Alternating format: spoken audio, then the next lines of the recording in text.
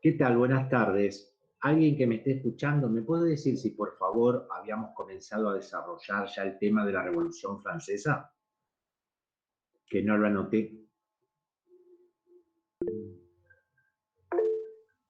No, profe, no habíamos llegado. O sea, terminamos con Revolución Industrial.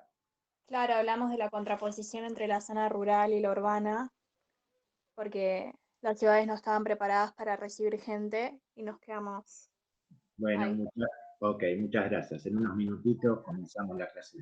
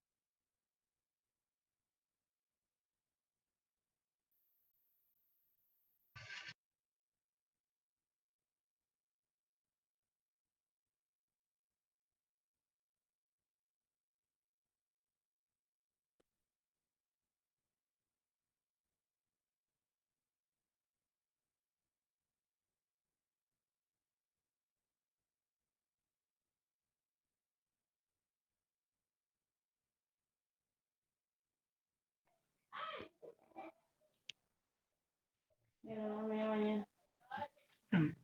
¿Ah? Bueno.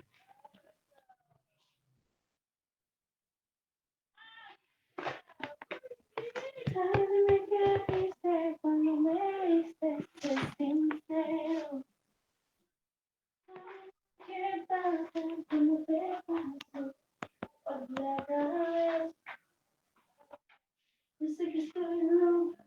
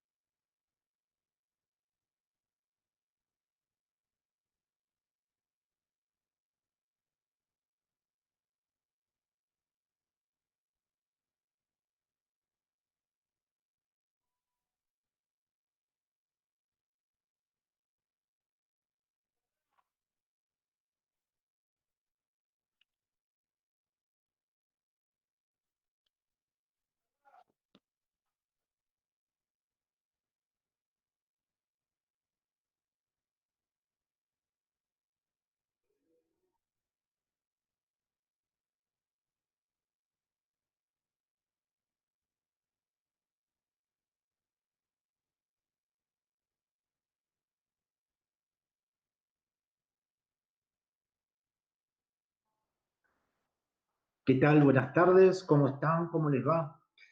Bueno, vamos al desarrollo de la Revolución Francesa, que era el otro hecho y acontecimiento que tenemos en el texto de Berta Joren. Al igual que hice con la Revolución Industrial, donde destaqué los antecedentes, aquí también voy a comenzar por desarrollar o explicar cómo era la Francia prerevolucionaria, principalmente respecto de sus características sociales y políticas. Bueno, en primer lugar, a esa Francia prerevolucionaria se la conocería desde el punto de vista más que nada político como el antiguo régimen. En francés se dice ancien régime, antiguo régimen, ancien régime, así se conoció el periodo fundamentalmente político anterior al proceso revolucionario propiamente dicho. Y voy a decir algo ahora para tener muy en cuenta desde el punto de vista de las precisiones conceptuales. Cuando hablamos de la sociedad francesa prerevolucionaria con relación a su división en sectores sociales, decimos que estaba dividida en estamentos, no en clases sociales. ¿Estamos? Y paso a explicar por qué. Porque el concepto de clase social, la categoría de clase social, es una categoría y un concepto que está relacionado con cuestiones económicas, lucrativas o comerciales. Así que el concepto de clase social es un concepto que tiene que ver también con el desarrollo de la modernidad y, repito, relacionado con factores o aspectos económicos, lucrativos, comerciales, la obtención de ganancias o de dinero. Mientras que los estamentos están determinados por otros aspectos. ¿Y cuáles son los aspectos que determina la pertenencia a un estamento?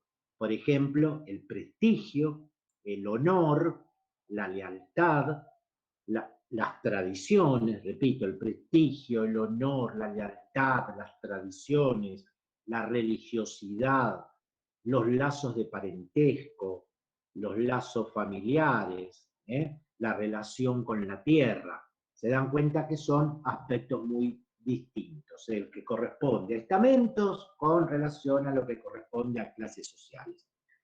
Y el ancien régime, el antiguo régimen francés, estaba dividido en estamentos.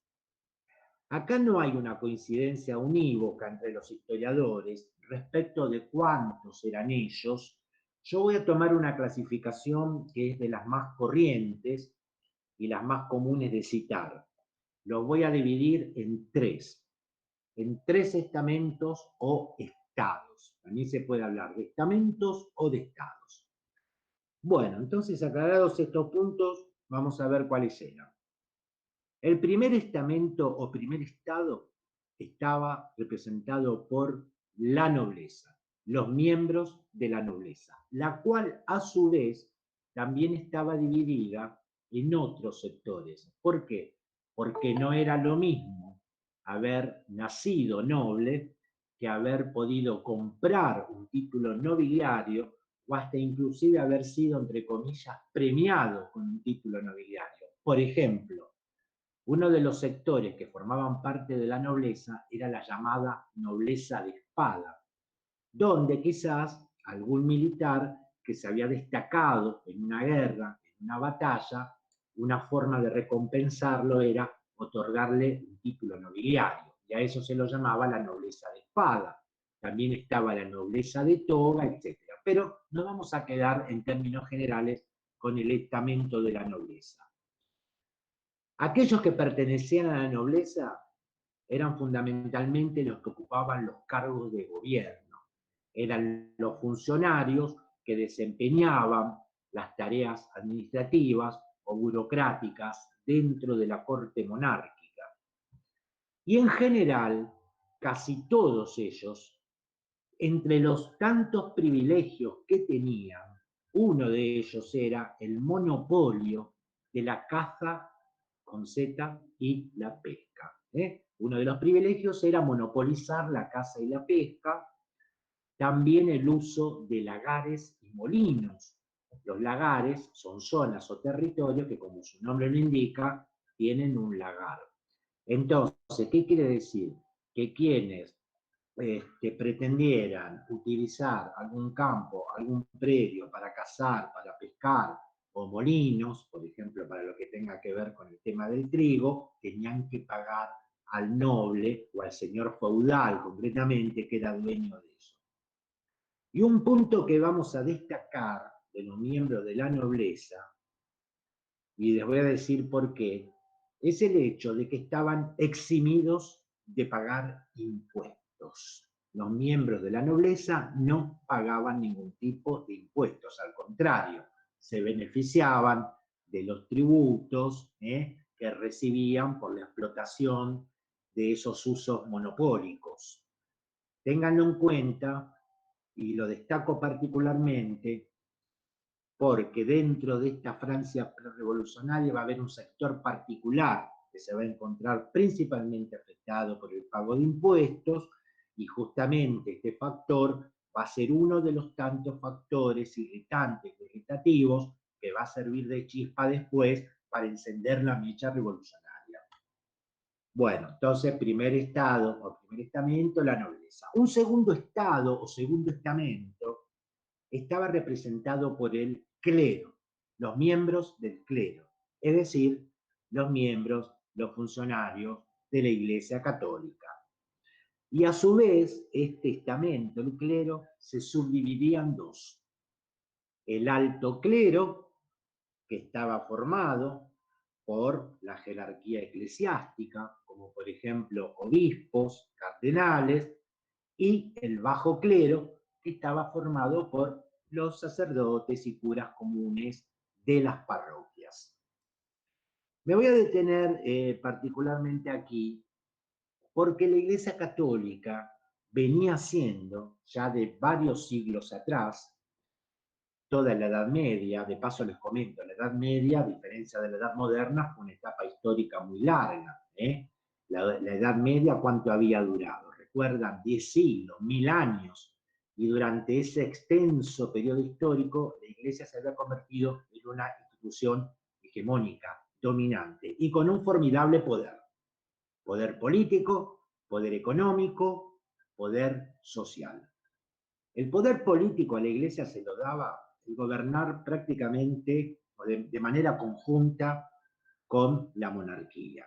El rey y la reina, de los cuales después voy a hacer algunos comentarios en particular, Luis XVI, Luis Capeto, María Antonieta, y entonces tenía un formidable poder político, porque recordemos que en esa época los reyes gobernaban por derecho divino, es decir, se arrogaban la facultad de decir que el poder les venía de Dios, y eso era convalidado por todos los miembros de la Iglesia, obviamente por el Papa, y también por la propia feligresía y los habitantes de los distintos feudos.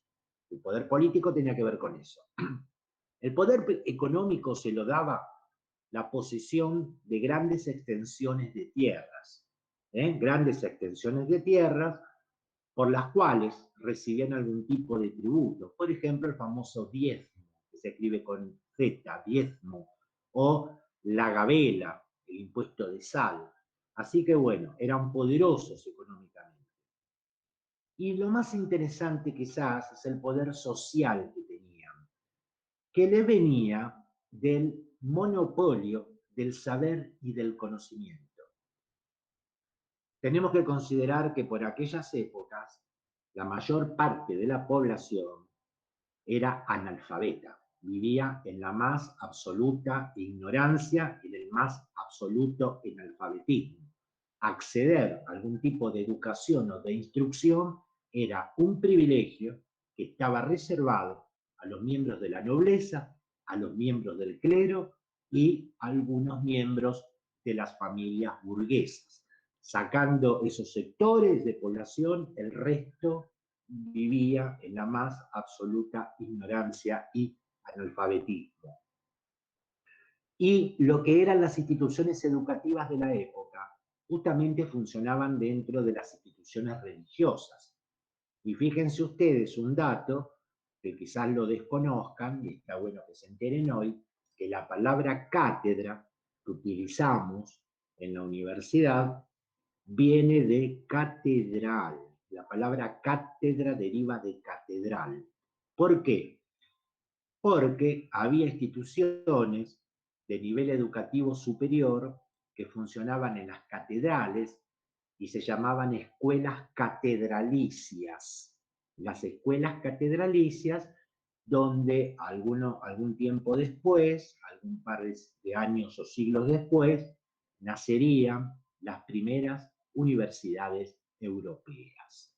Aunque hay un debate en esto, por ejemplo, la famosa Universidad de Bolonia, prestigiosísima, se ha puesto en discusión si ha sido la primera universidad del mundo, pero independientemente de ello, fue en esas escuelas catedralicias, de donde deriva la palabra que usamos en la actualidad, cátedra, donde nacieron las primeras universidades europeas. Y otra función que también tenía la Iglesia era la del registro civil. No existía por entonces una oficina de registro civil como la conocemos en la actualidad.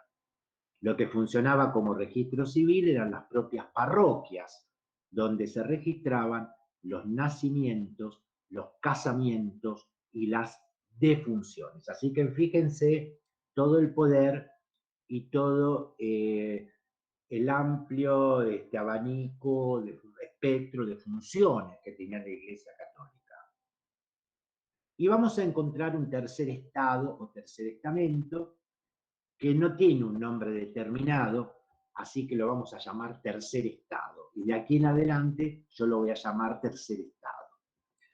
Para decirlo sencillo, fácil y rápido, dentro del tercer estado estaba todo el resto de la población que no pertenecía ni a la nobleza ni al clero. O sea, en términos fáciles y sencillos, quienes formaban parte del tercer estado, todo el resto de la población que no pertenecía ni a la nobleza ni al clero. Si lo queremos ver un poquito más en detalle, bueno, ahí vamos a encontrar a la burguesía. Ah, perdón, omití algo importante. Los miembros del clero tampoco pagaban impuestos. Al igual que la nobleza, estaba omitiendo un dato importante, los miembros del clero también estaban eximidos de pagar impuestos. Bueno, en el tercer estado encontramos la burguesía, que justamente era el principal sector sobre el cual recaía la carga impositiva de la época. Prácticamente que de esa Francia prerevolucionaria, el principal sector que tributaba impositivamente a la monarquía era la burguesía. También estaban los comerciantes, había también profesionales, banqueros, artesanos, campesinos y hasta los mendigos. Todo este conjunto heterogéneo de población lo vamos a incorporar dentro del tercer estado.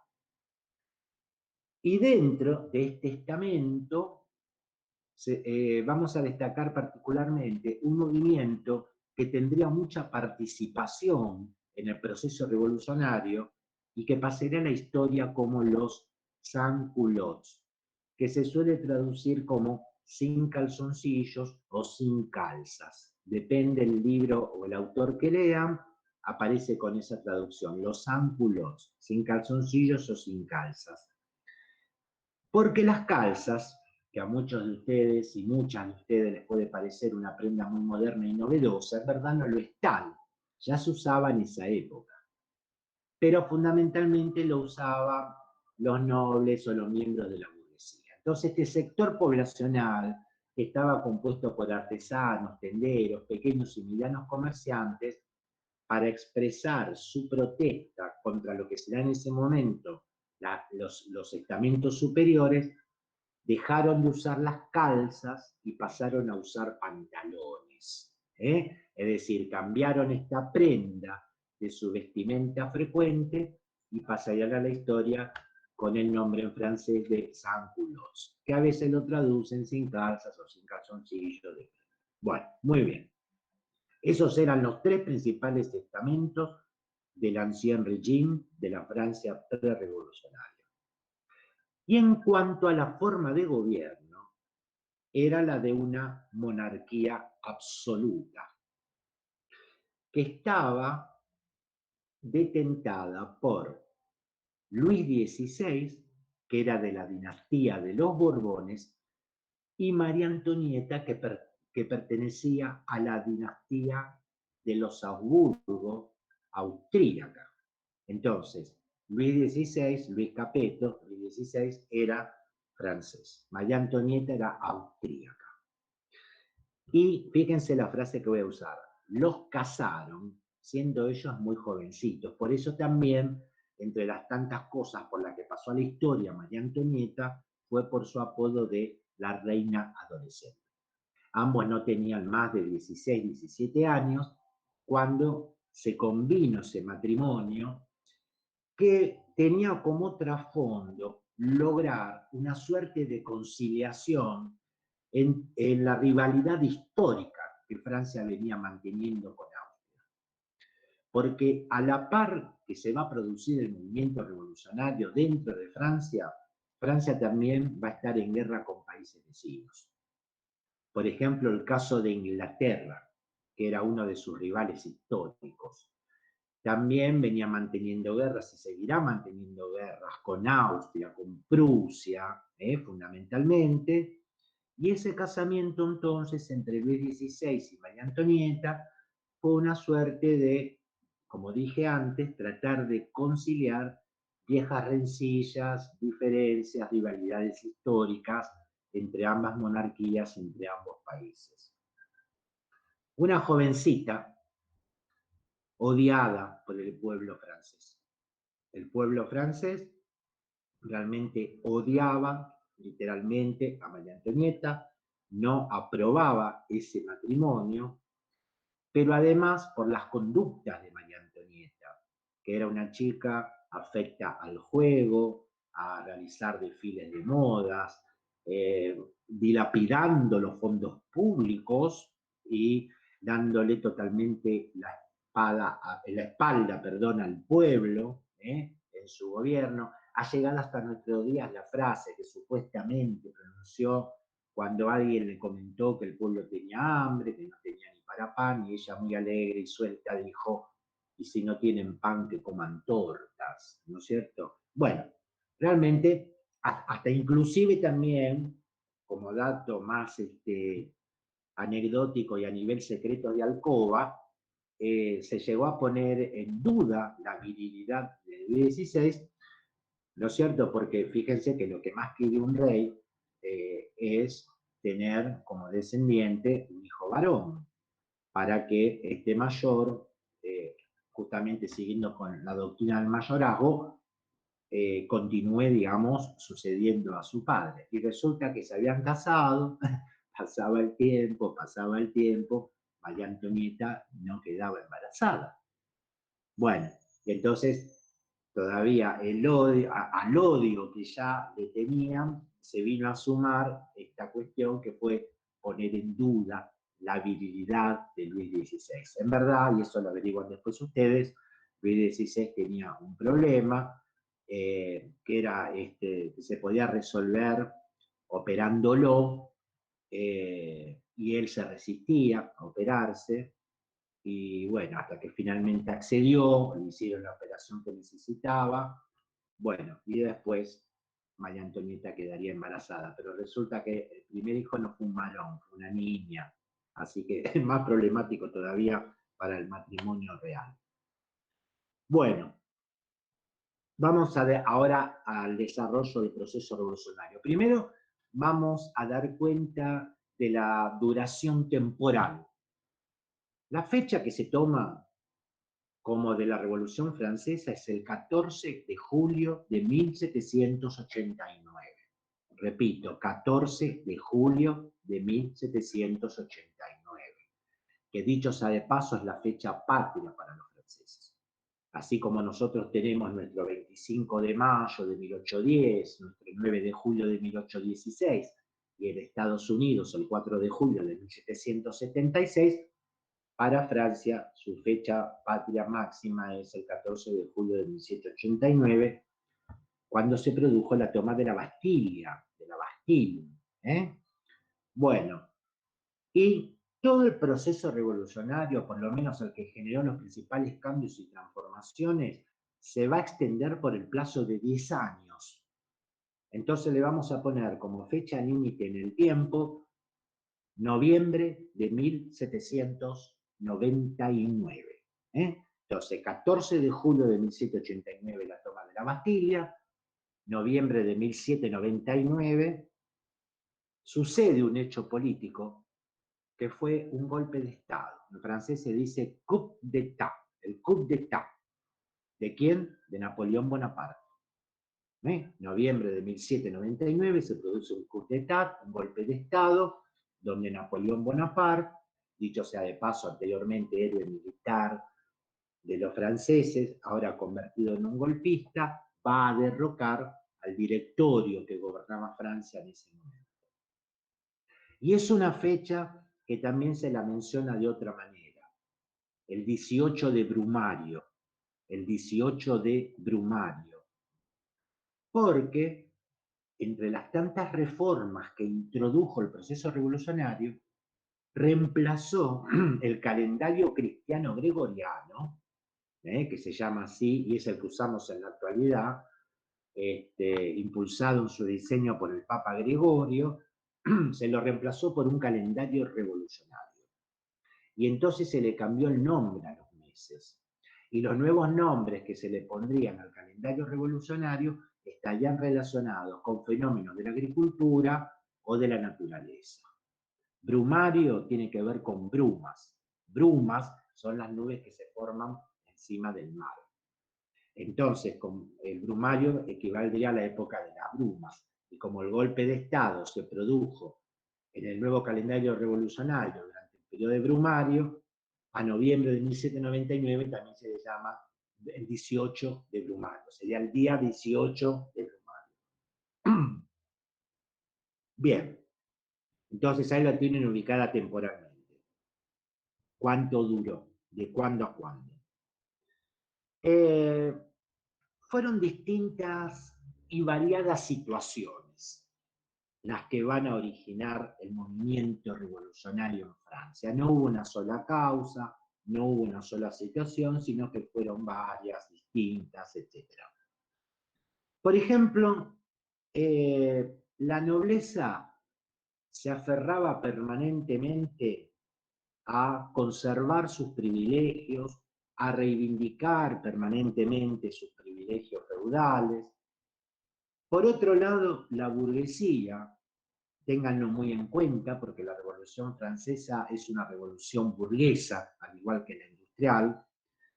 La burguesía, ¿qué quería? La burguesía quería tener una mayor participación política para poder acceder a los cargos de gobierno, terminar con el abuso de los impuestos y entonces poder participar en la elaboración de las leyes y poder votar. Así que la burguesía va a ser un sector importante dentro del tercer estado, casi va a ser la punta de lanza de la revolución. ¿Y cuál es en el sector de la burguesía el principal factor que le irrita, como dije antes, que casi es el único sector que paga impuestos? Y encima no puede participar de las decisiones de gobierno. Entonces lo que quiere la burguesía es una mayor participación política, poder participar en la elaboración de las leyes, poder votar y en definitiva, bueno, que no sean los únicos que paguen impuestos.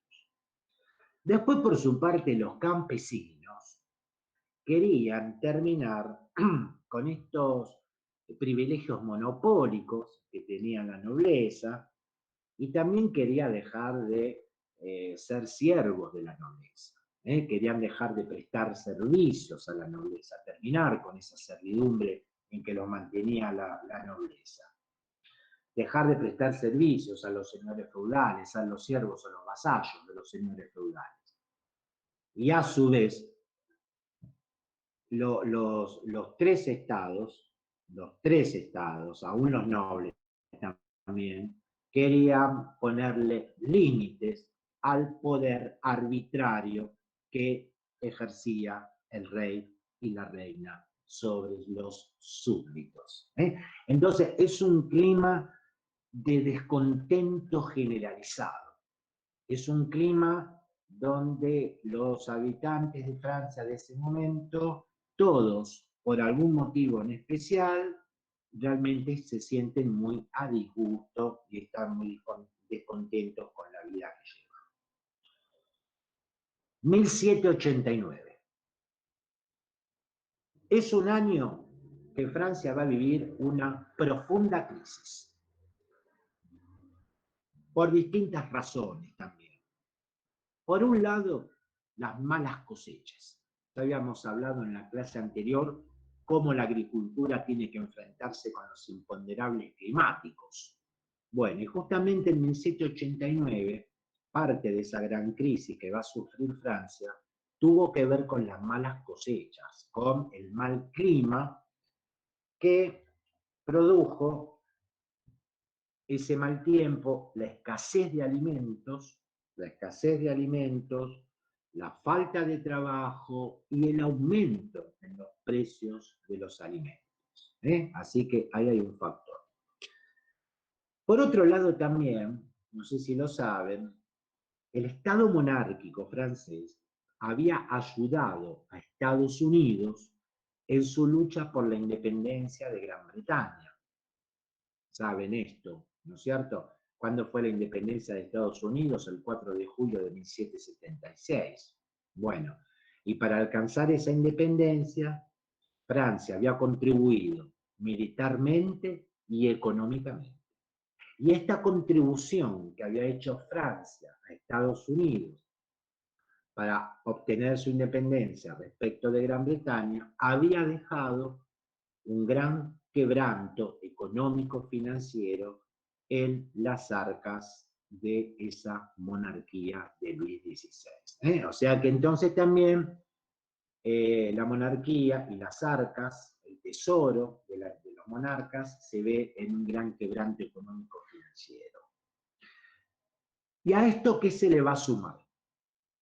Se le va a sumar la difusión de nuevas ideas que van a provenir de un movimiento intelectual ideológico conocido con el nombre de la Ilustración o el Iluminismo, que yo ya les había nombrado la clase pasada. ¿Se acuerdan que dije que el siglo XVIII era el siglo de las luces y que existió un movimiento en Francia, Iluminismo, Ilustración? Algunas de estas ideas que empiezan a difundirse, no solo en los grupos intelectuales, sino también entre el pueblo en general, será, por ejemplo, cuestionar el origen divino de los reyes. La gente empieza a cuestionar esto de que el rey gobierna por derecho divino. Bueno, es una idea que circula. Empieza a circular la idea también de que el poder debe estar dividido, el principio de la división de poderes. También empieza a difundirse la idea de la soberanía popular, ¿no es cierto? De que la soberanía reside en el pueblo. ¿Y esto qué significa? Que el pueblo tiene el derecho a elegir libremente a sus gobernantes. El pueblo tiene el derecho a elegir libremente a sus representantes, pero no solo elegirlos, sino que también tiene el derecho a removerlo de sus cargos, a separarlos de sus funciones, si considera que el gobierno o los funcionarios no cumplen adecuada y debidamente la función para la cual se los designó. Ese es el principio de la soberanía popular o de la voluntad general. Bien, son estas las ideas que empiezan a circular entre la población. Y aquí nos vamos a detener particularmente para destacar la figura de algunos de estos iluministas. Les voy a decir quiénes fueron y voy a asociar algún tema en particular por el cual hayan trascendido. A uno ya lo conocemos, Jean-Jacques Rousseau, Juan Jacobo Rousseau.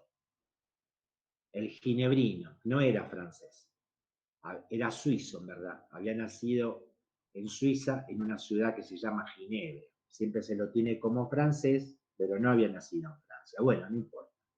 Jean-Jacques Rousseau, que vivió entre 1712 y 1778, y que fue el autor, entre otros libros, del más conocido de todos, El Contrato Social. Por eso también forma parte de los contractualistas, junto con Hobbes y con Locke, los otros dos ingleses. Bueno, y es justamente en ese libro donde él desarrolla el principio de la voluntad general y la soberanía popular que comenté hace unos instantes. Después hubo otro que se lo conocería más por su seudónimo, Voltaire. Voltaire, quizá le suene más. Su verdadero nombre era François-Marie Arouet. Después busquen cómo se escribe. François-Marie Arouet, más conocido por su seudónimo de Voltaire. Él escribía, firmaba sus escritos con este seudónimo Voltaire. Su obra más importante es el Diccionario Filosófico. Vivió entre 1694 y 1778. ¿Y saben por lo que más trascendió Voltaire? Por haber establecido lo que se conoce como el principio de tolerancia, sobre todo de tolerancia política. Y esto parte más de una anécdota, que como tantas que existen en la historia, vaya a saber uno si es cierto o no, aunque eso no importa.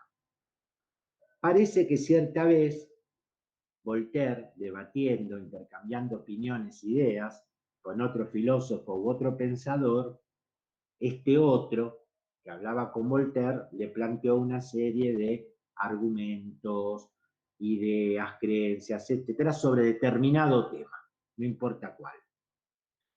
Y bastante extenso su exposición. Bueno, Voltaire lo escuchó muy atentamente y cuando terminó de hablar, Voltaire le dijo: mire, la verdad, no comparto una sola palabra de lo que usted dice, pero voy a defender hasta la muerte su derecho a decirlo. ¿Escucharon? No comparto una sola palabra de lo que usted dice, pero voy a defender hasta la muerte su derecho a decirlo. Esa es la tolerancia, ese es el principio de tolerancia, digamos, tolerar, admitir que otro puede tener otras ideas, otra forma de ver las cosas, otra concepción del mundo, si tomamos el concepto de Gramsci, y respetarlo. ¿Eh? Entonces, que puede pensar de una manera distinta a la nuestra propia, ser tolerante con el que piensa distinto, diferente. Se lo debemos a Voltaire. Después hubo otro que tenía uno de los tantos títulos nobiliarios, que es el título de barón con B larga, y que parece que el gobernador de la provincia de Buenos Aires no sabe, cuando confundió varón con B larga con B corta, pero eso es un comentario aparte, y era el barón de Montesquieu, el barón de Montesquieu. No fue el único noble que se pasó a las filas revolucionarias, también hubo algunos clérigos.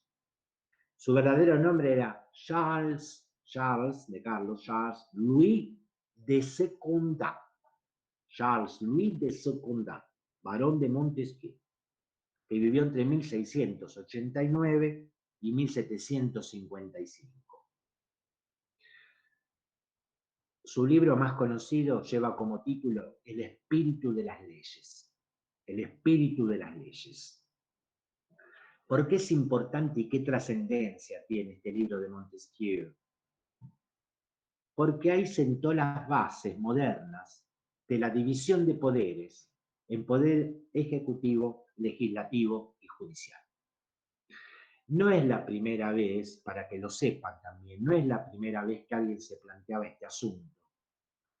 Ya se lo había planteado Aristóteles en el siglo V a.C., en Grecia, la Grecia clásica antigua, el siglo V, el siglo de Pericles. Pero, digamos, la forma moderna de implementarlo lo va a dejar planteado Montesquieu. La división de poderes, poder ejecutivo, poder legislativo, poder judicial. Y después voy a mencionar a otros dos iluministas ilustrados que se los suele citar juntos, porque ellos fueron coautores de una obra titulada La Enciclopedia, l'Encyclopédie, la enciclopedia. Les digo los nombres completos. Denis Diderot, que vivió entre 1713 y 1784, y el otro fue Jean-Baptiste Leroy d'Alembert. Jean-Baptiste, Juan Bautista, Jean-Baptiste Leroy d'Alembert. Siempre se lo cita como Diderot y d'Alembert. D'Alembert vivió entre 1717 y 1783. Bueno, fíjense ustedes que por el año en que murieron no tuvieron la posibilidad de ver el desarrollo de la Revolución Francesa ni tampoco la aplicación de sus ideas. Pero que sin embargo fueron muy influyentes en muchos de los cambios y sobre todo los esquemas políticos que luego se aplicarían durante el gobierno revolucionario en Francia. Bueno, ¿cuál fue la chispa que encendió la mecha revolucionaria? ¿Qué fue lo que colmó, diríamos hoy, la paciencia de la gente? Que el Estado monárquico pretendiera resolver sus problemas económicos aumentando los impuestos. Fíjense cómo el tema de los impuestos, me río porque es gracioso, ¿no? Pero cómo, digamos, el tema de los impuestos siempre es un factor que genera sus problemáticas en las sociedades. Bueno, así que el Estado monárquico pretendía resolver sus problemas económicos aumentando los impuestos. Bueno, ¿y qué hizo? Va a convocar a los estados generales, a que se reúnan los estados generales, el primero, el segundo y el tercer estado, que hacía 175 años que no se reunían. La última vez que se habían reunido los estados generales había sido en el año de 1614, en el siglo XVII. Hacía 175 años que los estados generales no se reunían. Y voy a comentar cómo era esto. Tradicionalmente, se reunían por separado. Los miembros de la nobleza por un lado, los miembros del clero por otro, los miembros del tercer estado por otro. Entonces, deliberaban dentro del propio estado las cuestiones que tuvieran que debatir, luego se tomaba una resolución y un representante de cada estado llevaba ante el rey lo que había decidido su estado respectivo.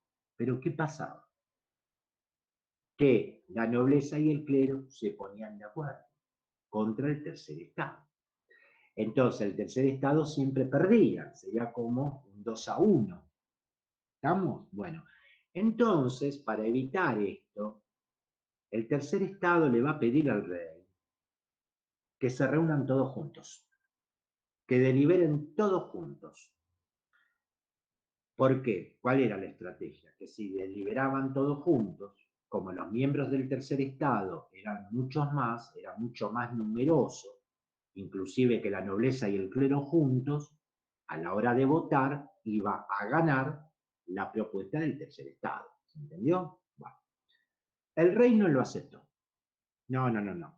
Se reúnen por separado o nada. Bueno, no lo aceptó y entonces esta reunión que se tenía que hacer en el mes de mayo de 1789 va a fracasar. Va a fracasar. En junio, el rey ordena que se cierren las sesiones. En mayo era la convocatoria. Pasa esto. En junio, el rey ordena que se cierren las sesiones. Y entonces, ¿qué hace la gente del tercer estado? Se va a ir a reunir a un campo deportivo, donde dentro de ese campo deportivo había una cancha de pelota paleta. Así es como se llama ese deporte. Lo deben conocer, ¿no es cierto? Contra un frontón. Bueno. Y los que se van a reunir en ese campo deportivo y en esa cancha de pelota paleta se van a juramentar no disolverse, no disgregarse hasta que no se dicte y se sancione una constitución nacional. Entonces, atención, porque a partir de ahora van a tener que seguir todos los cambios que va a tener este tercer estado. Ahora, el tercer estado se va a conformar en una Asamblea Nacional Constituyente. Entonces, lo repito. Frustradas y fracasadas la convocatoria a los estados generales, el tercer estado se va a reunir por separado en una cancha de pelota paleta. Ahora voy a decir por qué menciono este detalle. Esto es en el mes de junio de 1789. Y allí se van a juramentar. No disolverse, no separarse, no disgregarse hasta que no se sancione una constitución nacional. Y ellos se autoproclaman o se autoenuncian como Asamblea Nacional Constituyente. Así que ahora el tercer estado queda constituido en una Asamblea Nacional Constituyente. Bueno, y este acto es lo que se conoce como el juramento de la cancha del juego de pelota. Por eso daba ese detalle. El juramento de la cancha del juego de pelota o el juramento del juego de pelota. Porque se hizo así, ahí en ese juramento se hizo ahí. Bueno, cuando el rey se entera de esto, intenta dar una especie de golpe, intenta disolver la Asamblea Constituyente. Y además de ese intento, que quedó en eso, va a tomar una medida que también va a irritar al pueblo. ¿Cuál fue la medida? Destituyó a su ministro de Finanzas, Jacques Necker. Y un ministro de Finanzas, una especie de ministro de Economía. Y ustedes dirán, ¿y qué problema hay con esto? Bueno, que era el único funcionario del rey que muchas veces se ponía del lado del pueblo. Entonces resulta que el único funcionario de la monarquía que cuando tomaba alguna decisión trataba de que la balanza se inclinara más a favor del pueblo que de la monarquía, resulta que el monarca lo destituye. Otro factor irritativo más, la destitución de Jacques Necker. Bueno, y así avanza los días hasta que finalmente todo esto eclosiona. ¿Y cuándo eclosiona? El 14 de julio de 1789.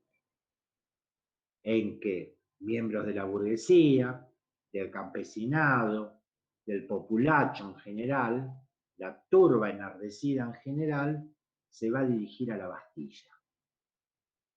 Pero resulta que la Bastilla no era el lugar donde vivían los reyes. Los reyes y su corte vivían en el Palacio de Versalles, en el Palacio de Versalles, lujosísimo, había sido construido por Luis XIV en su momento, el Rey Sol, queda más o menos a unos 53 kilómetros al este de París. ¿Y por qué fueron a la Bastilla? Después van a ir a Versalles. ¿Pero por qué primero fueron a la Bastilla como expresión de repudio?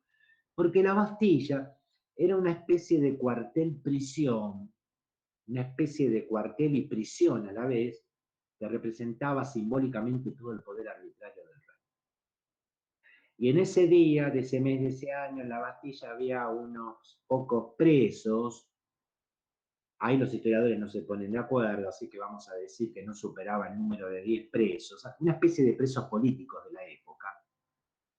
Pero también había armamento, había pólvora, cañones, fusiles, en fin, el armamento de la época. Así que también el pueblo fue allí para apoderarse de eso. Y por otra parte también, los campesinos aprovechan esta revuelta para levantarse contra la nobleza terrateniente, y ahí sí, van a tomar por asalto castillos, mansiones, palacios, donde vivían los nobles, donde vivían los señores feudales, van a destruir los títulos de propiedad, y entonces la Asamblea, van siguiendo la Asamblea Nacional Constituyente, que es de alguna manera la que pasa a tener el poder de facto, para tratar de calmar toda esta situación, va a dictar una serie de disposiciones que van a terminar con los privilegios de los nobles y las obligaciones que tenían los campesinos hacia ellos. Bien, yo estoy haciendo un resumen de lo más importante, no estoy haciendo un detalle día a día, o mes a mes. Bueno, llegamos a 1791. Finalmente la Asamblea puede cumplir su objetivo. Se dicta una constitución. Por primera vez Francia va a tener una constitución nacional. ¿Y qué pasa con el rey? Y hay que resolver la situación ahí. ¿Qué hacemos con el rey y la reina? Bueno, se los va a dejar. Se los va a dejar. Entonces, por ahora se los va a dejar. Aunque no van a seguir teniendo el poder. Entonces les voy a explicar. Se va a adoptar como forma de gobierno una monarquía constitucional. ¿Se entiende? Se adopta como forma de gobierno una monarquía constitucional.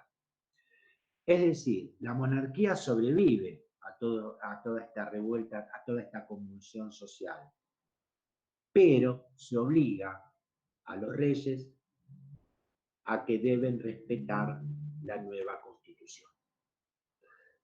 Entonces, la monarquía sigue, pero ahora Francia se va a regular por una constitución. Juntamos las dos cosas, tenemos una monarquía constitucional. Y por primera vez, a partir de la sanción de esta constitución de 1791, se va a establecer una división de poderes. Esta era la idea de Montesquieu.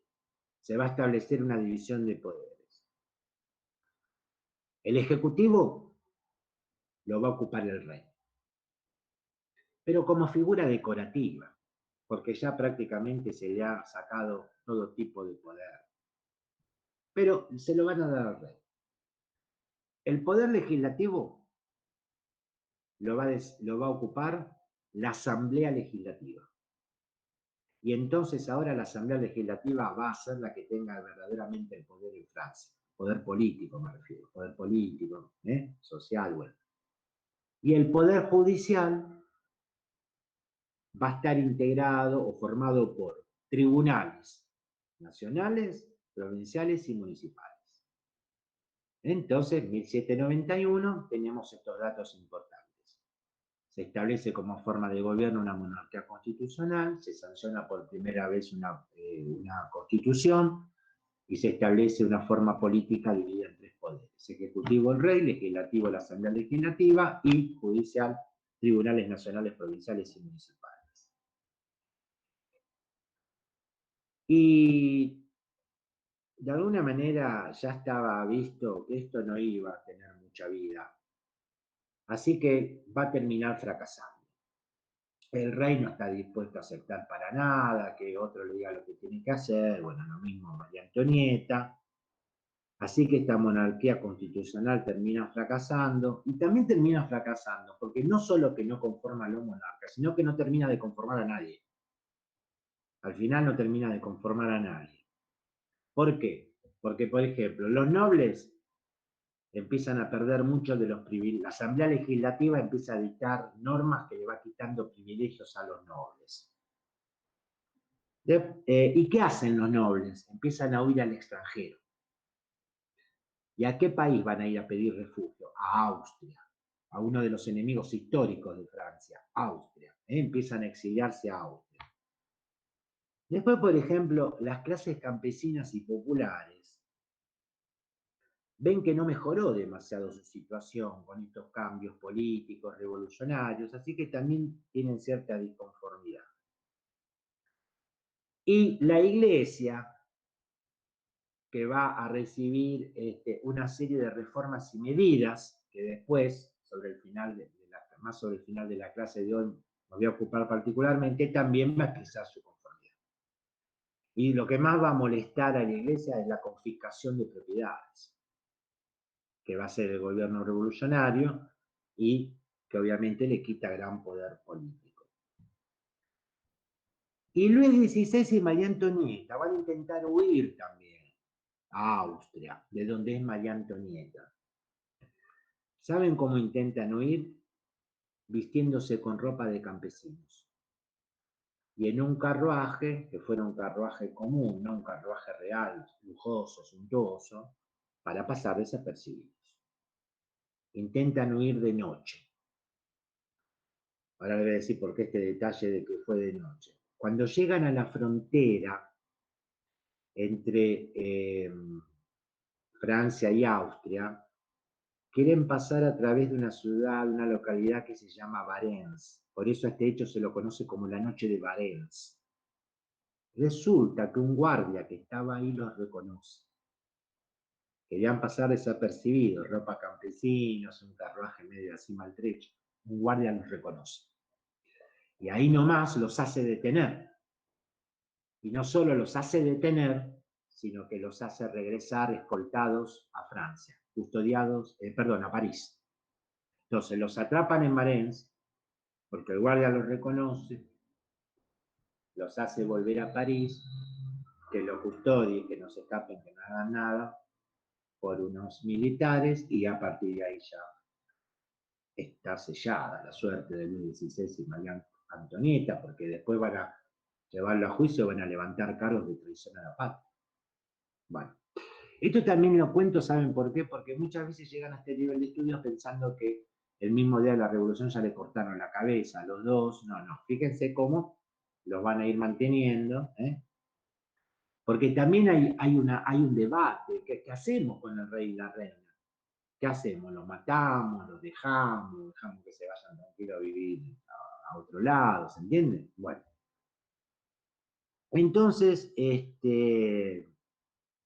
la Asamblea Legislativa le va a pedir a Austria que detenga a los emigrados franceses, a los nobles sobre todo, que detenga a los nobles exiliados franceses y los mande de vuelta a Francia. Austria se niega. Y no solo que se niega, sino que se alía con Prusia para invadir Francia. ¿Estamos? No solo que no cumple las exigencias francesas, sino que va a formar una alianza con Prusia para invadir Francia. Porque ustedes también tienen que representarse lo siguiente. Estamos en pleno siglo XVIII. Europa está gobernada por monarquías y los nobles. Entonces, es realmente un hecho súper revolucionario, inédito, insólito, que un pueblo se rebele contra sus monarcas y que encima quiera imponer otra forma de gobierno. Entonces todos los países que rodean a Francia están expectantes a ver lo que pasa ahí adentro y sobre todo expectantes que no sea cosa que los otros países o el pueblo de los otros países también quieran imitar el ejemplo francés, ¿se entiende? Esa es la composición del lugar que hay que hacerse. Austria y Prusia, que ahora se han aliado, le van a decir a Francia, le van a exigir a Francia que libere a Luis XVI y a la reina. Que libere a Luis XVI y a la reina, porque si no, van a saquear París. Van a ir a París, la van a saquear, la van a arrasar y no va a quedar nada en pie. Amenaza la alianza austro-prusiana. Bueno, por supuesto que no le van a hacer caso a esto. Después vamos a ver qué pasó. Y también vamos a tener en cuenta que al interior de Francia no piensen que todo el mundo estaba absolutamente contento y feliz con estos cambios que habían ocurrido. Y además estaba también flotando ahí este descontento de qué hacemos con el rey y la reina. Bueno, en agosto de 1792 se produce una rebelión popular que le pide a la Asamblea Legislativa que anule para siempre, definitivamente, la autoridad del rey. Por el acto que cometió de querer huir y que sea acusado de traición a la patria. Él y su esposa María Antonieta. Bueno, en ese mismo año de 1792, la Asamblea Legislativa va a convocar a una convención nacional. ¿Estamos? La Asamblea Legislativa va a convocar a una convención nacional, que va a tener entre sus objetivos reformar la Constitución de 1791. Y también va a tener como objetivo juzgar a Luis XVI y su esposa, los cuales, mientras tanto, están detenidos, están presos en un lugar que se llama la Conciergerie. Después de que los devolvieron a París, los van a poner presos en la Conciergerie. Así que están esperando a ver qué va a pasar con ellos. Entonces la Convención Nacional va a tener sus objetivos, por un lado, reformar la Constitución de 1791 y por otro, llevar a juicio a Luis XVI y María Antonieta. Y es acá, en 1792, cuando la monarquía es abolida para siempre. Se terminó para siempre en Francia una forma monárquica de gobierno. Nunca más habrá en Francia una monarquía de ningún tipo, ni reyes, ni reinas, ni nada. Bueno, mientras tanto, en los países vecinos sí, inclusive hasta la actualidad, ustedes lo saben, que hay muchos países europeos que aún mantienen. Bueno, de hecho hay una Argentina que es reina, ¿no es cierto? Máxima Zorrigueta, ¿no es la reina de Holanda? Bueno, tienen suerte algunas chicas, ¿vieron? Van a bailar y se encuentran un novio príncipe y después rey.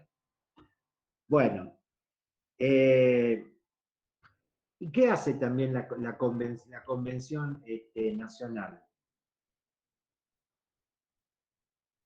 Va a establecer por primera vez un régimen republicano. Va a establecer por primera vez un régimen republicano. No sé si será el famoso príncipe azul que dicen las mujeres, pero por lo menos era príncipe, ¿no? No sé si será el famoso príncipe azul, pero por lo menos que encima destine, pero bueno, no importa. Creo que este era pelirrojo, no era azul, era rubión pelirrojo. Bueno, entonces se establece por primera vez un régimen republicano. Por primera vez se establece una república en Francia y se van a crear tres nuevas instituciones. Se van a crear tres nuevas instituciones que se llamaron así: Comité de Salvación Pública. Parecen raros los nombres, pero son esos. Comité de Salvación Pública, que es el que va a concentrar el poder. La otra institución es un Comité de Seguridad General. A veces los nombres, a veces los autores le dan otros nombres, pero bueno, estos sirven también. Y otra institución va a ser un Tribunal Revolucionario. Entonces, un Comité de Salvación Pública que va a concentrar el poder, un Comité de Seguridad General y un Tribunal Revolucionario. Bueno, y acá me voy a detener particularmente, como suelo decir, para destacar las principales tendencias políticas, que también les va a servir para saber, si no lo sabían antes, de dónde viene esto, ser de izquierda políticamente o ser de derecha. ¿No? Como se dice hoy, de izquierda tales ideas, ser de derecha tales otras. Viene de acá, de esto que voy a comentar ahora. Una de las principales tendencias políticas era la de los jacobinos, con J y con B larga. ¿Por qué se llamaban los jacobinos? Porque se reunían en un convento abandonado que había pertenecido a los monjes jacobinos. Por reunirse allí se los conocía con el nombre de los jacobinos.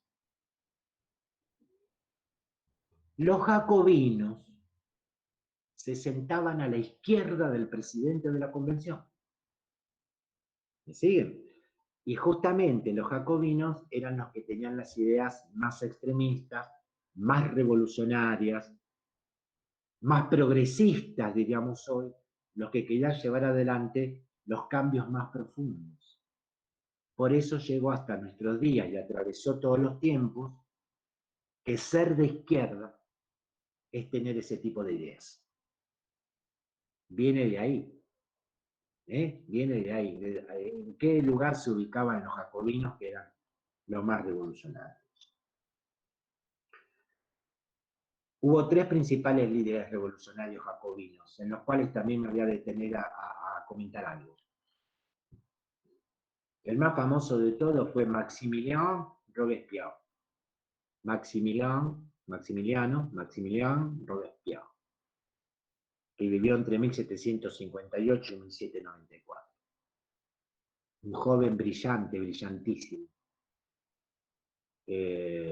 abogado de profesión, que había tenido el privilegio. Yo justamente, miren, me encuentro en este momento, en el tiempo actual, leyendo una biografía de Robespierre, porque es una personalidad que siempre me interesó, sobre todo por los cambios que él va a hacer. Y realmente, confieso, nunca había leído, y siempre me había interesado. Bueno, y hace poco, revolviendo en una librería de nuevos y usados, encontré una biografía, me pareció buena, me compré el libro, pues yo vengo de la cultura libresca, no soy como ustedes digitales, y me encuentro actualmente leyendo una biografía de Robespierre.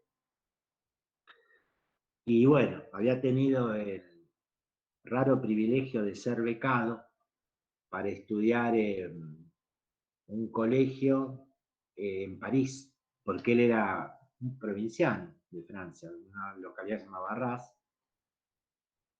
y el colegio se llamaba Louis le Grand, que estaba junto con la Sorbona. Bueno, estuvo 12 años internado en ese colegio. Lo llamaban el incorruptible, el maestro de la oratoria, por la elocuencia y el poder de convicción que tenía en sus discursos. Pero algo le pasó a este muchacho que, de haber sido un ejemplo de estudio, dedicación, de valores morales intachables, va a ir teniendo toda una transformación que va a llegar a ocupar el máximo poder en Francia y convertirse literalmente en un dictador sangriento y sanguinario, donde va a mandar a la guillotina a no menos de 50.000 franceses. Y en esto también los historiadores no estaban totalmente de acuerdo,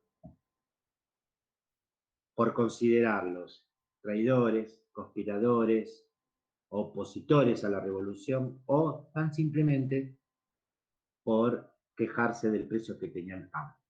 Eso es lo que se llama el terrorismo robespierriano. Bueno, después algún dato más voy a dar. Por ahora los presento. Maximilien Robespierre. El otro fue Georges Danton. Georges Danton, que vivió entre 1759 y 1794. Muy amigo de Robespierre. Todos burgueses, todos pertenecientes a la intelectualidad burguesa. No tanto, digamos, burgueses en el sentido de tener un alto nivel económico, sino más bien la burguesía intelectual, la que pudo estudiar, digamos, la que en Francia pudo cursar estudios universitarios. Danton desempeñaba el cargo de ministro de Justicia. Y otro personaje muy interesante también para estudiar y analizar su vida, ¿saben quién fue? También líder revolucionario jacobino, Jean-Paul Marat. Juan Pablo, Jean-Paul Marat, que vivió entre 1743 y 1793. Era médico de profesión, pero le había ido mal. Le había ido mal en el ejercicio de la medicina, Marat. Y esto fue generando en él un gran y fuerte, a la vez que frustración, resentimiento. Y toda esa frustración y ese resentimiento Marat lo va a descargar en la revolución. Y tal mal le fue que terminó viviendo en las calles de París. Y justamente por haber terminado así, no terminado su vida, después le voy a contar cómo terminó su vida, digo, terminado, digamos, con respecto de su profesión, contrajo una enfermedad de la piel. ¿Y qué papel va a tener en la revolución? Ser el editor de un periódico que se llamaba L'Ami du Peuple, el amigo del pueblo, y a él también lo llamaban el amigo del pueblo. Y en ese periódico que editaba Marat, además de noticias, se publicaban las listas de supuestos conspiradores y traidores, que le encantaba a Marat eso. Y después, Robespierre se encargaba de mandarlos a la guillotina. Después les voy a contar cómo terminó Marat. Bueno, entonces una fracción era esa, la de los jacobinos. Otra fracción era la de los girondinos con G, que provenían de la Gironda. Es una región que está al sudoeste de Francia. Y ellos eran de ideas moderadas, más conservadoras. Inclusive no estaban de acuerdo en matar al rey. Y se ubicaban a la derecha del presidente de la convención. De ahí entonces que haya llegado hasta nuestros días, también atravesando todos estos tiempos, que ser de derecha es tener ideas más reaccionarias, conservadoras, moderadas, no extremistas. De ahí viene ser de derecha o de izquierda. Y también había una fracción que hoy llamaríamos de centro, que en este caso sería algo así como los independientes. O sea, una agrupación política que no era ni jacobina ni girondina. Ellos venían de la llanura o el pantano, porque también, digamos, los representantes se identificaban con la región de donde procedían. Bueno, la convención va a estar en manos de los jacobinos y Robespierre va a ser principalmente el que tome las decisiones. La convención va a llevar a Luis XVI y María Antonieta a un juicio. Les van a hacer un juicio. Los acusan de todo. A María Antonieta hasta inclusive la acusaron de incesto con su hijo. La gente la odiaba. No ahorraron acusaciones. Traición a la patria fue lo mínimo. Bueno, y finalmente lo van a condenar a muerte. Lo van a condenar a la guillotina. A Luis XVI lo van a ejecutar el 21 de enero de 1793. Más exactamente a las 10 de la mañana. A las 10 de la mañana cae la cuchilla de la guillotina, rueda la cabeza de Luis XVI y ese sería el último rey de Francia. El 21 de enero de 1793. Francia termina, ya había terminado con la monarquía, termina para siempre, nunca habrá más un rey y una reina. Y el 16 de octubre de ese año van a ejecutar también en la guillotina a María Antonieta.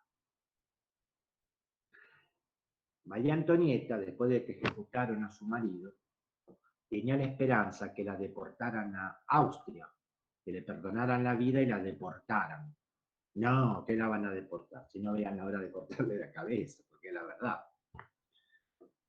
Y además, otra cosa que pidió María Antonieta y no le concedieron, cuando ya sabía que le iban a ejecutar, es que cuando la trasladaran de la conciergería, donde estaba presa, hasta el cadalso, donde estaba la guillotina, la llevaron en un carruaje cerrado, para no tener ningún tipo de contacto con la gente ni nada, porque a Luis XVI lo habían llevado en un carruaje cerrado, y no, tampoco le concedieron eso.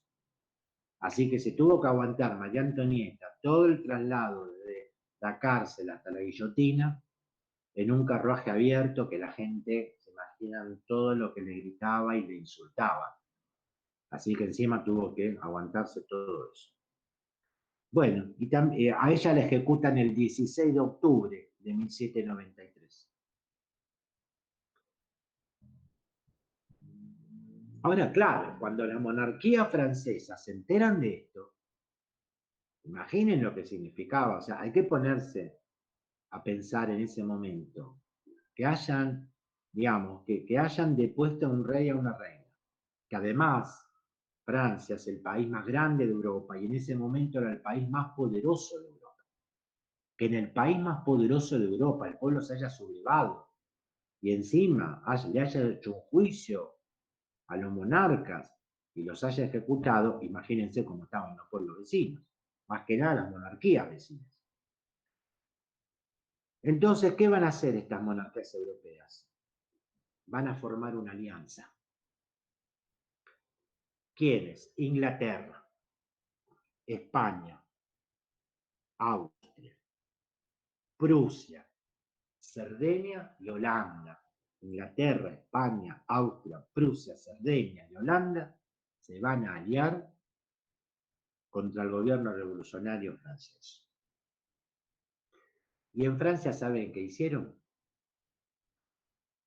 La convención llamó a todo el pueblo a que se una para resistir la invasión.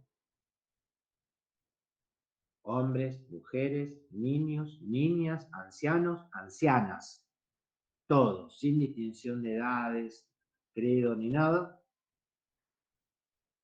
Y a ese movimiento se lo llama la leva en masa. Leva con B corta, como levadura, leva, levantamiento. La leva en masa del pueblo francés, que va a resistir y va a triunfar de esas batallas.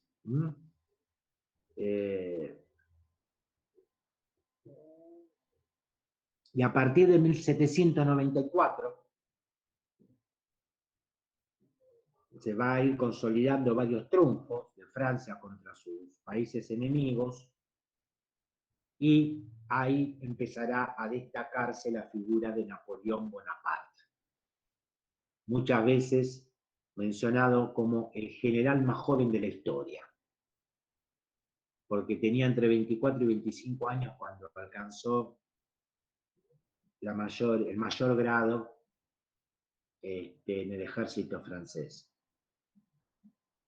Y también le pasó un poquito lo de Robespierre a Napoleón, porque de haber sido un gran estratega, héroe militar, parece que el poder le hace mal a la gente, o a algunos le hace mal, en fin, dejémoslo ahí,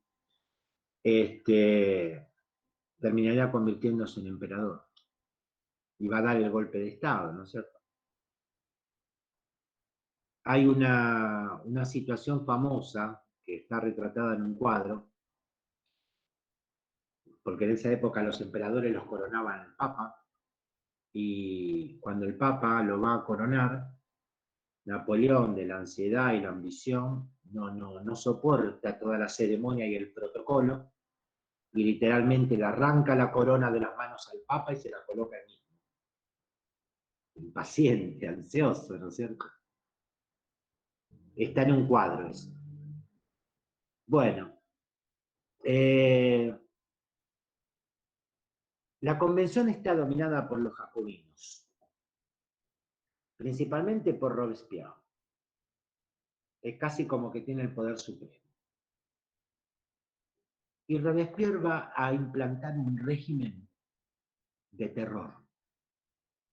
Es el momento del terrorismo robesperiano, a partir de que se alza con el mando de la convención.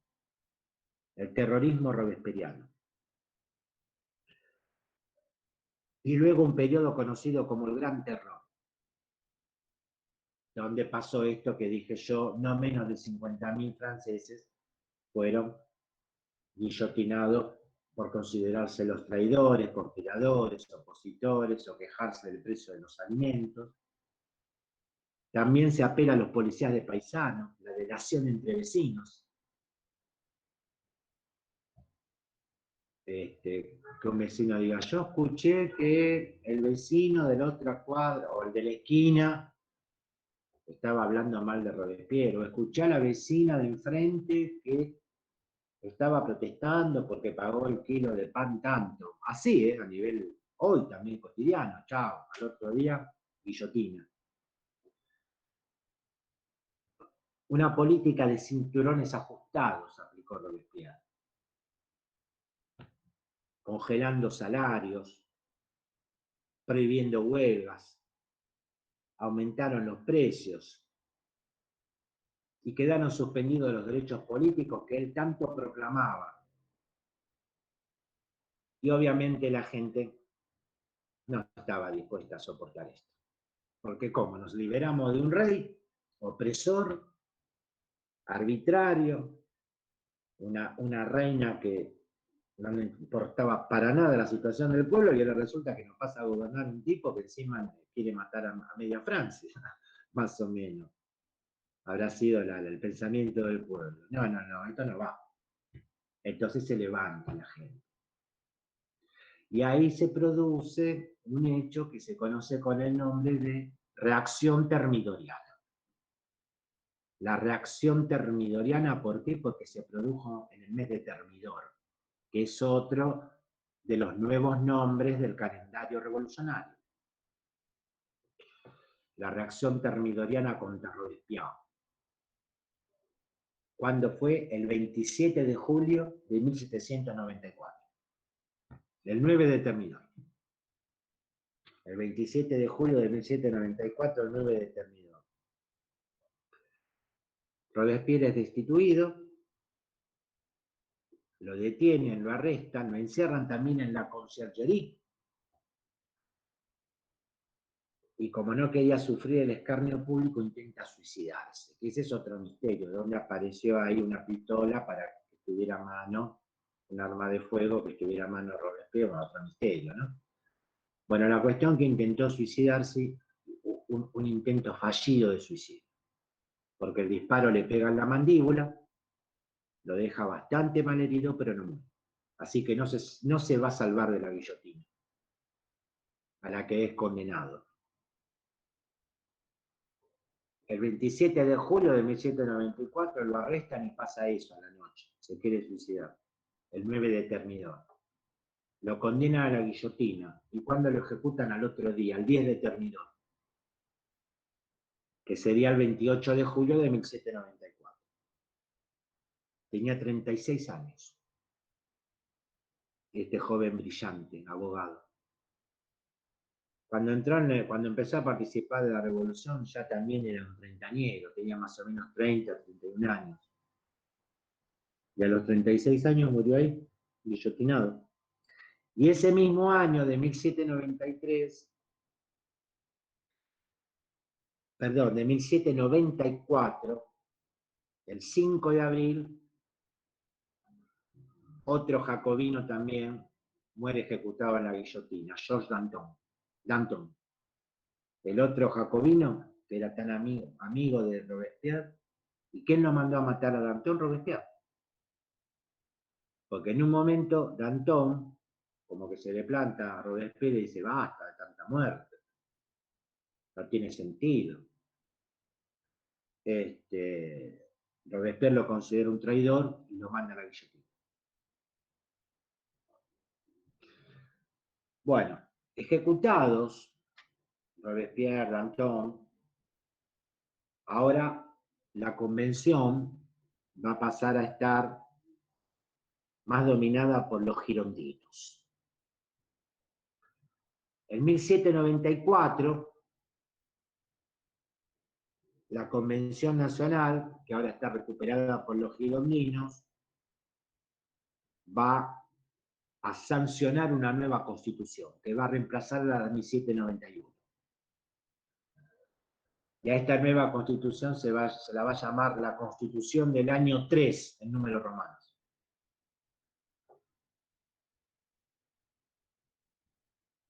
Y se establece una nueva forma de gobierno, que tendrá, por un lado, un poder ejecutivo, El Poder Ejecutivo va a estar ocupado por un directorio, integrado por 5 miembros, para que no vuelva a suceder lo que había pasado con Robespierre, que haya uno solo que concentre el poder. Entonces se va a instituir un Poder Ejecutivo que va a estar a manos de un directorio formado por 5 miembros. Y un poder legislativo que va a estar compuesto por 2 cámaras. Y este sería el antecedente de nuestra moderna Cámara de Diputados y Senadores. La Cámara Baja, o Consejo de los 500, que sería el equivalente a la actual Cámara de Diputados, y la Cámara Alta, o Consejo de Ancianos, equivalente a nuestra actual Cámara de Senadores. Fíjese que la palabra senador también tiene que ver con eso. Senador, senil, senectus, en esencia, todo remite a población entrada en años. Bueno, y esta forma de gobierno va a seguir hasta noviembre de 1799, el 18 de Brumaire, cuando Napoleón Bonaparte provoca el coup d'État, derroca al directorio, otra vez se sanciona una nueva constitución, y Napoleón, como forma de gobierno, va a instituir un consulado, que sería un equivalente también a un poder ejecutivo, que va a estar integrado por 3 cónsules. Y el principal va a ser él. El primer cónsul va a ser Napoleón, y de aquí en más va a seguir gobernando Francia aproximadamente en los siguientes 15 años, y ya ahí entraríamos entonces en otro periodo que no vamos a considerar, que sería la era napoleónica.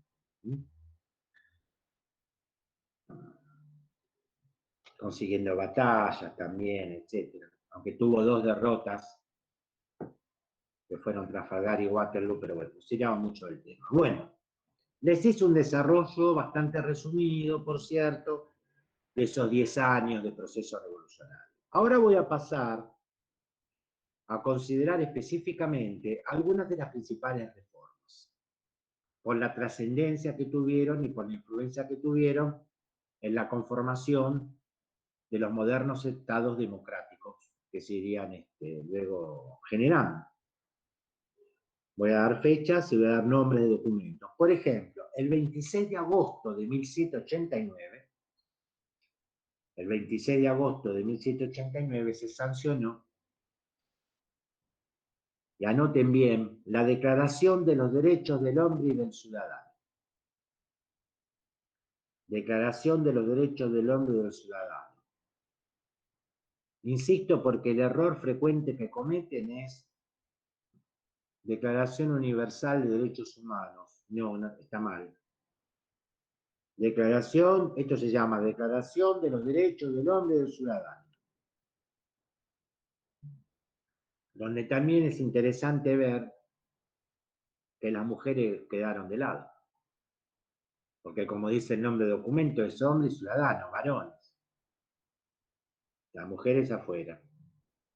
Sin embargo, después va a haber un movimiento, algo así como un movimiento feminista de la época, que va a solicitar que lo que aquí se establece se extienda a la población femenina, y después va a ser una declaración de los derechos de la mujer y la ciudadana. Pero en principio no fueron contempladas. No se las consideró sujeto de derechos. Esta declaración constaba de un preámbulo y 17 artículos. Voy a mencionar algunos de los más importantes. La igualdad social ante la ley. Uno de los artículos más importantes establece la igualdad social ante la ley. Todos los ciudadanos son iguales socialmente ante la ley. Por ejemplo, para pagar impuestos o para cubrir cargos políticos. También se establece la garantía contra las detenciones arbitrarias. No te pueden detener porque no le gusta o cómo te vestís. Tiene que haber una orden judicial, tiene que haber un motivo. una causa justificada de por qué detener a alguien, no arbitrariamente. También se establece la libertad de conciencia y de expresión.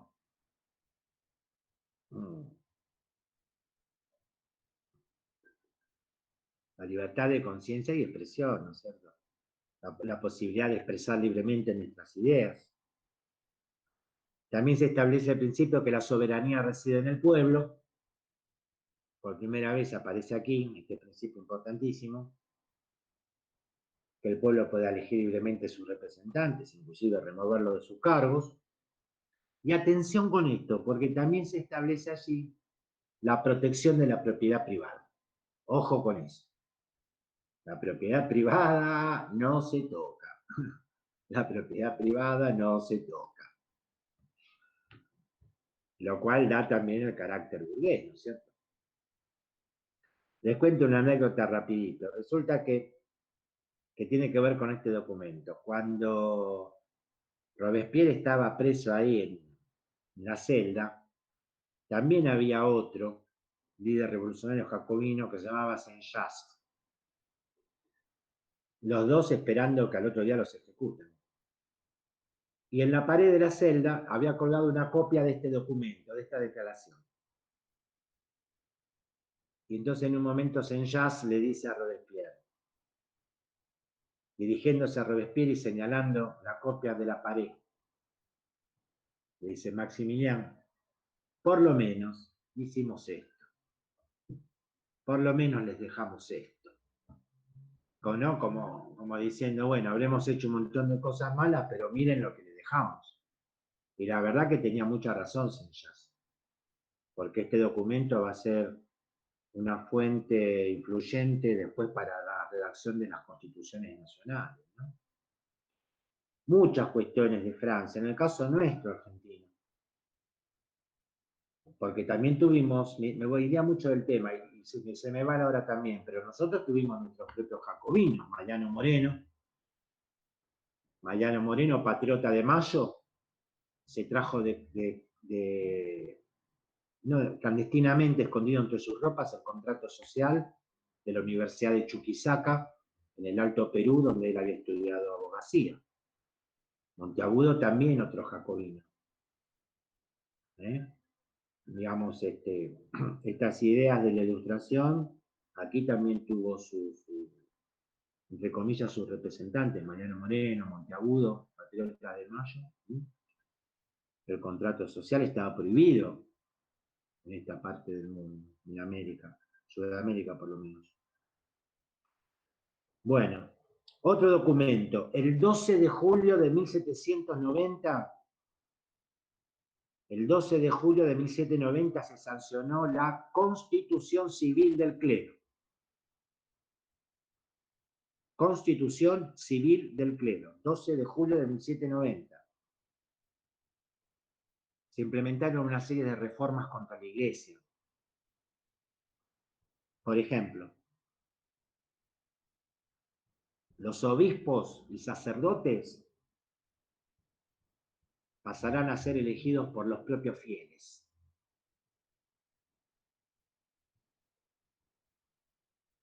Los religiosos pasan a ser considerados ciudadanos como cualquier otro, u otros, sin ningún tipo de privilegios ni regalías. Se confiscan las propiedades eclesiásticas.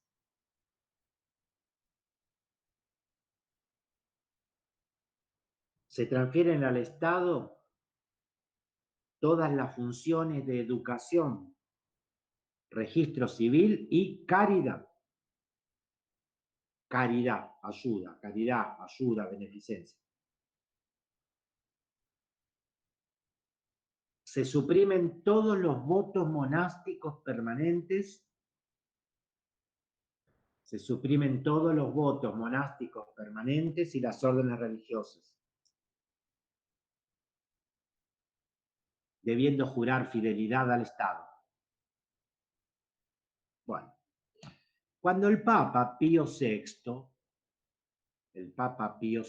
se entera de esto,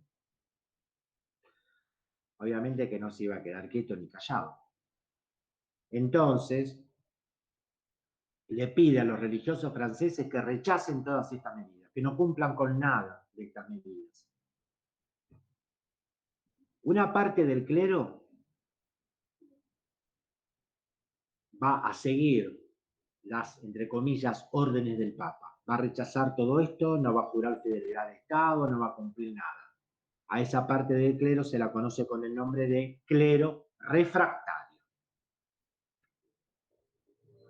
Van a terminar todos asesinados, destripados literalmente. El clero refractario, de refractar, rechazar. Y la parte del clero que sí aceptó cumplir estas nuevas medidas se va a llamar clero juramentado. Bueno, algunas reformas sobre el matrimonio, la familia y los hijos.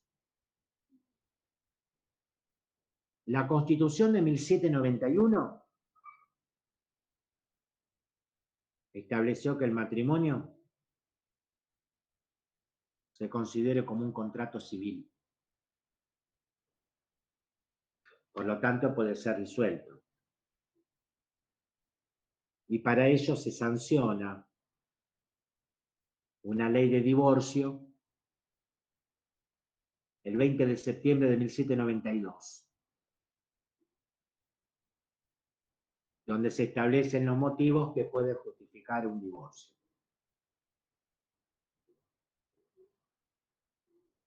Se imaginan todos a favor del marido. O sea, porque si la mujer cometía adulterio, el marido tenía derecho a pedir el divorcio. Ahora, si el marido cometía adulterio, la mujer no. Si la mujer se rebelaba contra el marido, tampoco, si o no cumplía lo que él le ordenaba, era causa de divorcio para el hombre. Bueno, se establece, también con la Constitución de 1791, se establece que los hijos alcanzan la mayoría de edad legal a los 21 años.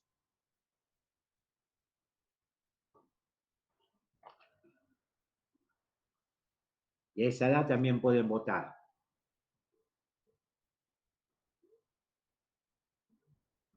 Entonces ahí termina la autoridad paterna sobre los hijos, a los 21 años. La familia pasa a ser considerada como una pequeña república.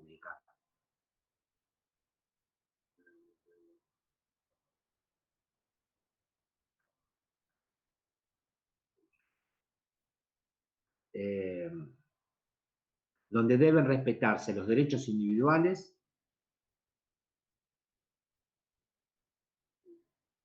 incluso en el trato con los sirvientes y los dependientes domésticos.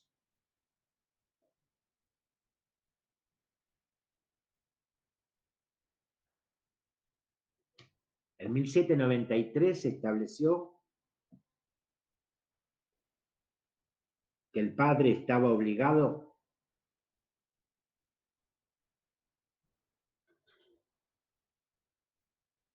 a legado, dejar la herencia familiar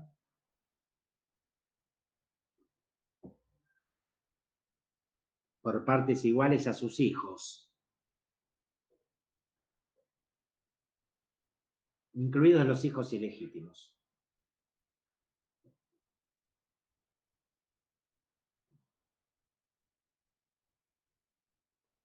Otra, el 14 de junio de 1791 se promulgó la ley Le Chapelier,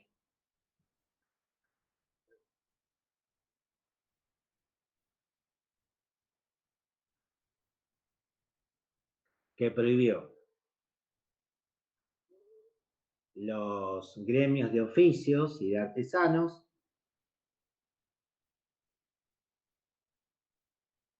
por considerar que impedían la libertad de trabajo y la libertad de empresa.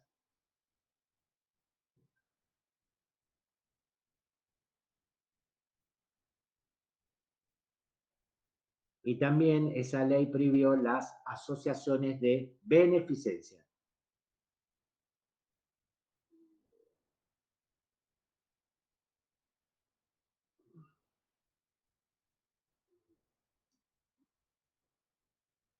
Bueno, el cambio del calendario gregoriano a un calendario revolucionario se realizó mediante un decreto del 5 de octubre de 1793. Ya en esa época estaban acostumbrados, ya en esa época estaban acostumbrados a gobernar por decreto. Bueno, así que un decreto del 5 de octubre de 1793 reemplazó el calendario cristiano por un calendario revolucionario, dividiendo al año en 12 meses y 5 días. Se le cambió la duración a los días, las semanas y los meses.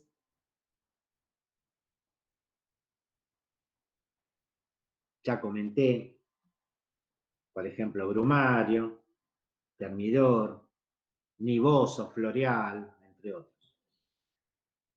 Y para cerrar voy a comentar qué pasó con Jean-Paul Marat. Jean-Paul Marat, debido a esa vida casi miserable de vivir en la calle, contrajo una enfermedad que eran eczemas.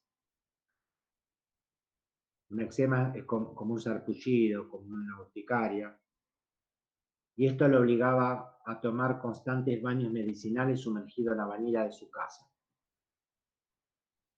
Así que era muy común, si uno iba a la casa de Marat, encontrarlo sumergido en la bañera con esas medicinas de la época para calmar la picazón, el dolor, el picazón.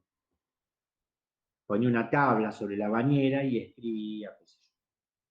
Y tenía una política de puertas abiertas, en el sentido que cualquiera podía ir a su casa para debatir alguna idea, hacerle algún comentario, pero lo que más le interesaba a Marat es que fueran a llevarle nombres de personas, supuestos traidores o conspiradores contra la revolución.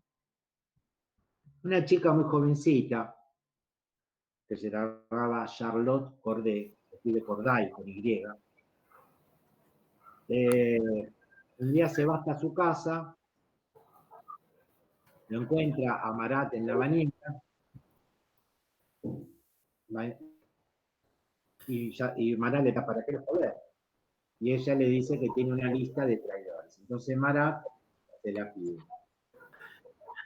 Pero Corday, Charlotte, en vez de sacar un papel con nombres, entre sus ropas sacó un puñal, una daga, y se lo clavó en el pecho. Y ahí murió instantáneamente Marat. ¿Cuándo fue eso? El 13 de julio de 1793. El 13 de julio de 1793, Charlotte Corday asesinó a Marat en su bañera. Y un pintor que pertenecía a las filas revolucionarias, que se llamaba Jacques-Louis David, va a retratar la muerte de Marat, después búsquenlo en Google, el cuadro. ¿Y cómo lo retrata? A Marat, ya apuñalado, con una tremenda herida en su pecho, recostado con la cabeza para atrás y el brazo derecho fuera de su bañera cayendo sobre el piso, y el puñal ahí encostado.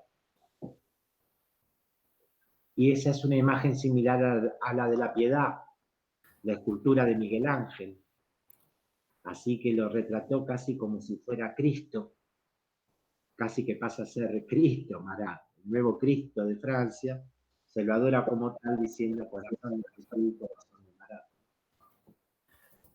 Bueno, ¿querían hacer alguna pregunta, alguna consulta? Si no, nos despedimos.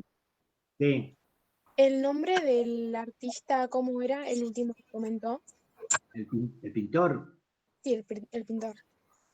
Jacques-Louis David.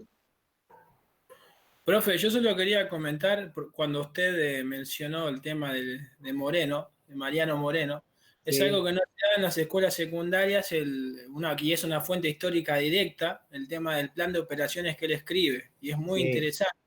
Y yo recomiendo que lo lean a los compañeros, está en PDF si lo buscan, plan de operaciones de Mariano Moreno, donde ahí se ve más que claro lo que es su carácter jacobino, y no es algo que alguien nos cuenta, sino que es algo que él escribió de puño y letra, digamos. Muy bien. Sí, sí, sí. Bueno, ok, nos vemos. Con esto terminamos Revolución Industrial, Revolución Francesa. Y entonces el jueves vamos a comenzar con la sociología de Weber, que ustedes en la bibliografía lo tienen como el capitalismo y la moderna teoría social. Con ese título, el capitalismo y la moderna teoría social, tienen toda la sociología de Weber. Por hoy nada más, muchas gracias por su atención, que tengan buenas tardes y nos vemos el jueves. Chau, profe, nos vemos. Chao, profe. Chao, profe. Que sean Chau, profe. Chao, profe. Chao, profe.